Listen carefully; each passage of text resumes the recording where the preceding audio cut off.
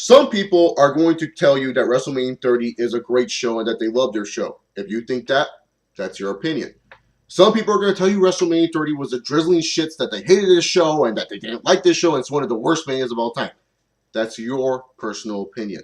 Where do I draw the line? Well, you're going to find out in my review. What's up, guys? This is Chase Oliver bringing you my WrestleMania 30 review. Let's get started with this review as we had Hulk Hogan, the almighty Hulkster dude, making his way to the ring at the show that he created, Brawler. And we have Hulk Hogan come down to the middle of the ring, and he cuts a promo, and he messes up the Superdome, calling it the Silverdome. I thought that was really funny, and people were poking fun at it. Hell, and then afterwards, when Hogan was done talking, we had it where the glass ceilings break and we have Stone Cold. Stone Cold! Stone Cold is here! Stone Cold is here! And I was marking out. I was like, oh God, Stone Cold Steve Austin. And then we have Austin and Hogan looking at each other.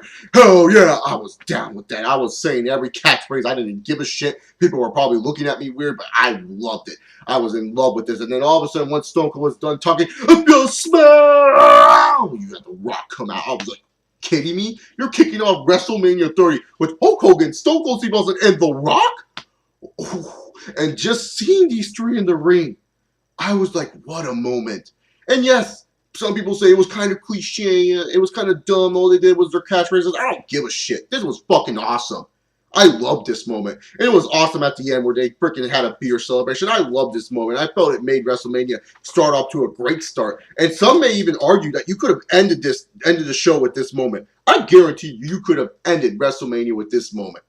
It was just that damn awesome. And some people even said that you should not even have the show after this. There's no thing that can follow this.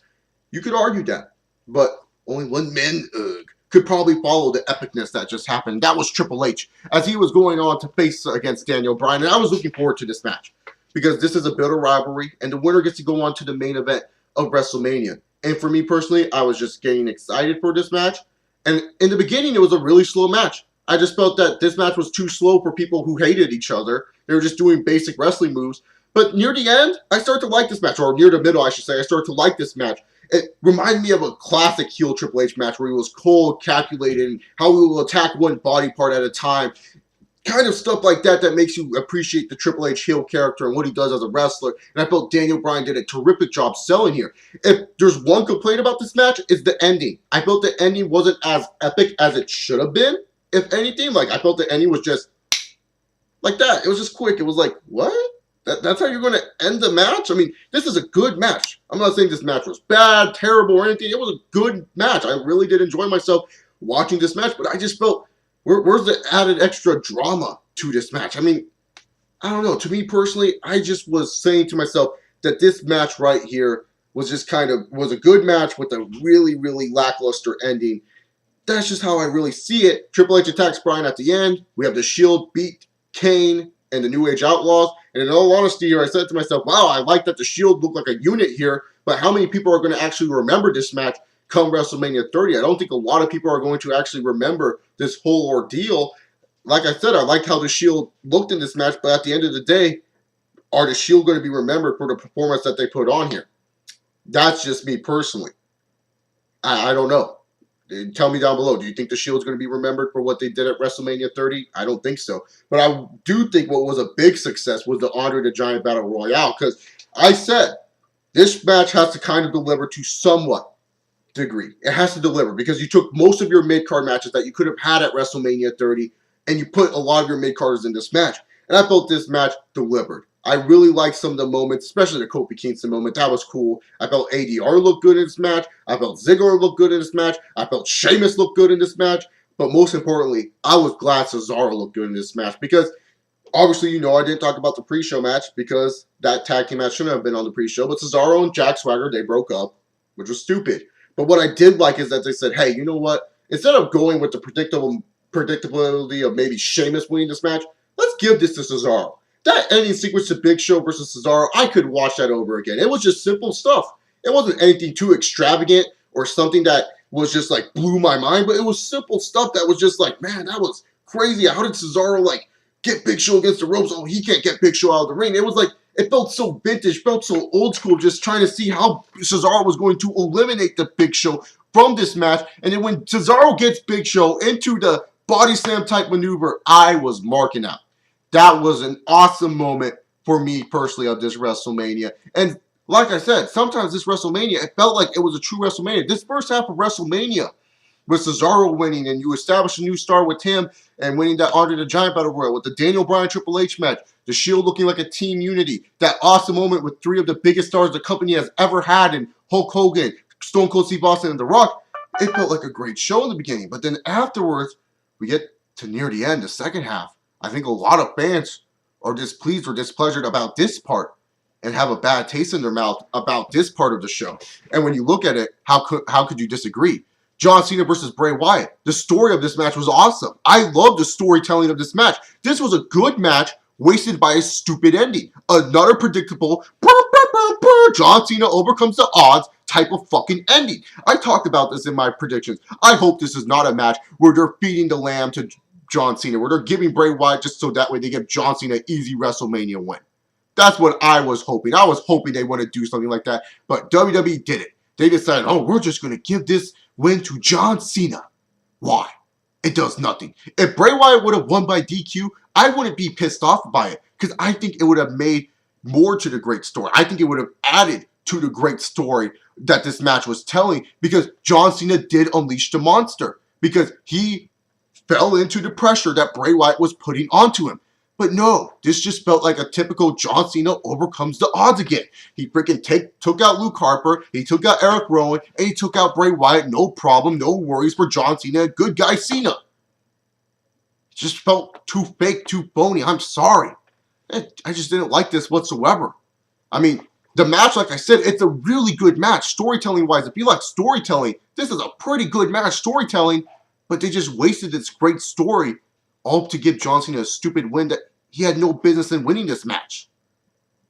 Just dumb. And then you move on forward to Undertaker versus Brock Lesnar. Talk about dumb. Let me tell you guys something here. I am not one of those people that are like, oh, the Undertaker streak should never be broken. I am not one of those people. I believe that the streak should end at the right moment, at the right time. If you know that about me, now, if you didn't know that about me, now you know. Pardon me for my stutters there. But this was just stupid. I was telling people this would be the worst match of the night. And it was. It was not an exciting match. It wasn't whatsoever. And then afterwards, when Brock Lesnar hit that third F5, and then later on I heard the count 1, 2, 3, I was stunned and shocked. I was sitting there and I was saying to myself, oh my goodness. Did the WWE really did this? Did the WWE really make Brock Lesnar defeat The Undertaker at WrestleMania? You built up this streak as a main attraction for your show for a long time, WWE, and you just have Brock Lesnar defeat The Undertaker just like that in a terrible match that a lot of people are not going to go rewatch. Really? That's what pisses me off about how the streak ended, was just because I felt it was the wrong guy. I understand WWE, where you look at Brock Lesnar, he's a featured attraction, and you can't have Brock Lesnar lose a lot of matches. I completely understand that. But Brock Lesnar better be getting a WWE title run. Brock Lesnar better be fucking being a 5-year, 10-year contract with your damn company. Because if he's not here long enough, this was worth nothing to break the streak. And also, if you want to break the streak, WWE, you break the streak in the main event of the evening. You don't break the streak in the middle of the freaking show. You break it at the main event.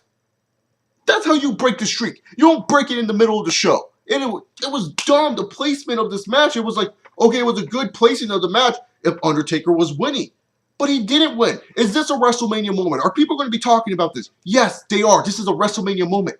But did it make sense? Did it feel right? No, it didn't feel right. It didn't make sense. It didn't make you say, this was awesome. It made you just say, what the fuck? That's what it made you say. It made you say, what the fuck did I just watch? Like I said, I'm not one of those people who say Undertaker should have kept his streak. I appreciate Undertaker in the streak, but if you're going to have the streak be broken, it should be to someone that's a younger guy. It should be someone that's a younger guy, not a Brock Lesnar. To me personally, I felt the WWE messed up here in this situation. If Brock Lesnar was to end the streak, that's your main event. Because there's no way nothing's going to follow the streak getting broken. But I will want to say this to The Undertaker. Thank you. Thank you for everything that you have brought to me as a wrestling fan. Thank you for all the awesome WrestleMania matches. I appreciate a lot of your WrestleMania matches that you have performed in the middle of that ring. And even though the streak may be broken in real life, it is always live in my heart. I'll always remember the moment where Triple H hit the tombstone pile driver on you, and I thought the streak was over. I'll always remember you beating the shit out of Ric Flair when he was all bloodied up. I will always remember the moments between you and Batista and that 2007 feud, you and Edge in 2008. Thank you, Undertaker, for everything you brought to me as a wrestling fan when I was a child, when I was a teenager, and now as a young adult in this world. Thank you, Undertaker. But I'm sorry that your streak had to be ended in such a dumb dick moment by the WWE. AJ Lee retains her Divas title. I talked about this in my preview show. They probably will give this to AJ Lee just because like they want to surprise us and be like, oh my god, I can't believe she overcame the odds. Because they've been doing it with Randy Orton in recent weeks. Yeah, whatever. Moving on forward to the WWE Heavyweight Championship match between Batista, Randy Orton, and Daniel Bryan. Most part of this match was Batista versus Orton. Did you guys notice that? And none of the fans were hijacking WrestleMania. Yeah, none of the fans were really hijacking the show when Batista and Orton were pretty much going one-on-one in this match.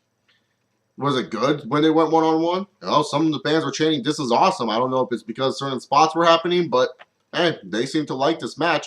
Was this a fun triple threat to watch? Yeah, I won't deny it. It was a fun little triple threat match. I won't deny that whatsoever. But what I hate the most is how they used Daniel Bryan in this triple threat, that's for sure. They made Daniel Bryan look like a Superman. You can say whatever you want. I'm not here to be a Daniel Bryan hater. I'm not. I really am. I freaking said in my preview show, I hope Daniel Bryan wins at WrestleMania 30, so that way it's something different and unique from what we normally get from the WWE. I said that in my WrestleMania 30 preview, so you can't go on here and say, Chase, but how come you're hating on Daniel Bryan the way he won? Because it's stupid. He won just like how a John Cena would win. This is not Daniel Bryan how he won. It was stupid. I'm sorry. It really ruined a little bit to me what was the Daniel Bryan character. This lovable underdog guy trying to win the matches in a clean way. This lovable underdog trying to fight off everything around him, but sometimes he just fails. That's what makes the Daniel Bryan character lovable.